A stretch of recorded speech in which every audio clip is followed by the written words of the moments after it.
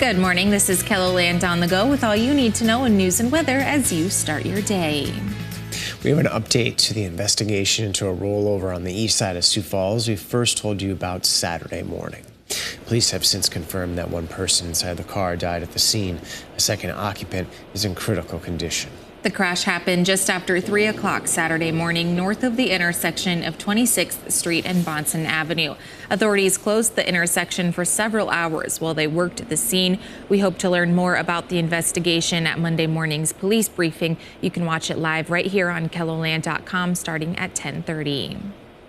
Firefighters from 2 counties were kept busy with a fire along the county line over the weekend.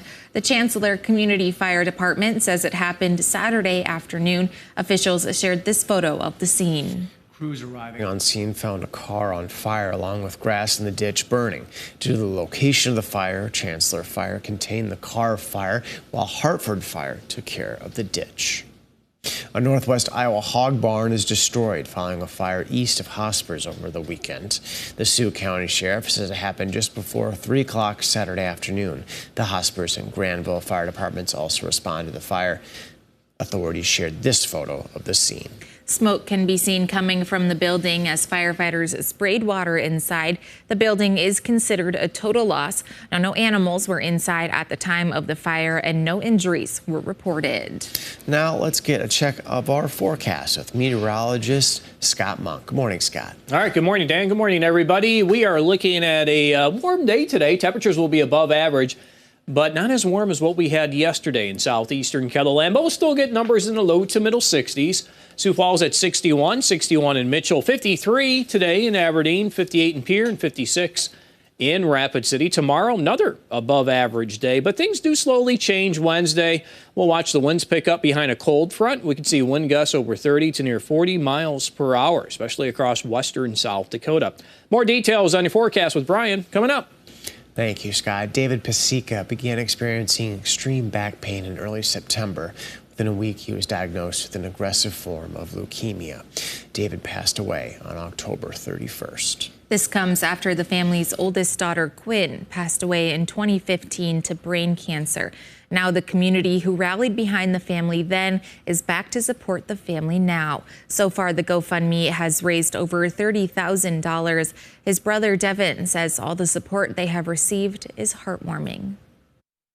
I think it's a testament to who he was as a person, just how much he touched those around him, not just family, but his friends, his community of soccer friends. He just touched everyone he came in contact with. And I think the community support, when his oldest daughter, Quinn, passed away, they adopted a little saying, "We are in this together forever."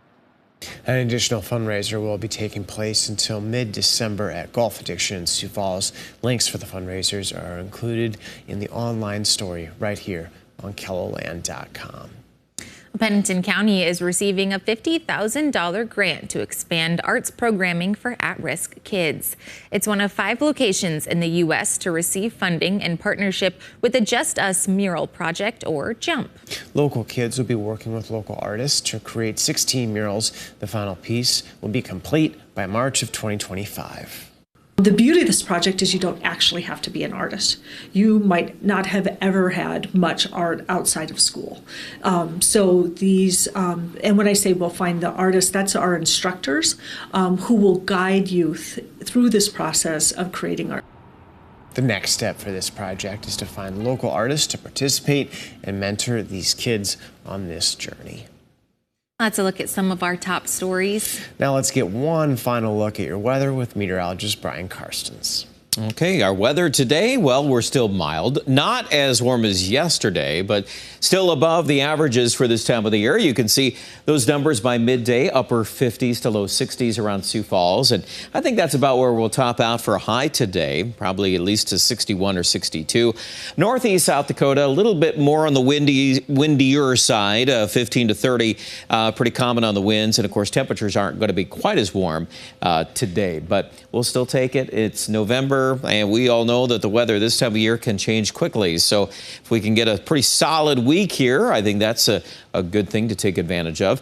There could be a couple of sprinkles on the scene here tonight or tomorrow morning. A warm front's going to begin to lift through. You could see a little bit of that pressing through, but if this timing continues, see, a lot of that is during the overnight. And if it does amount to a couple hundredths of an inch, I would say that's about all we can give it for now. Tomorrow, still pretty respectable. A lot of 50s.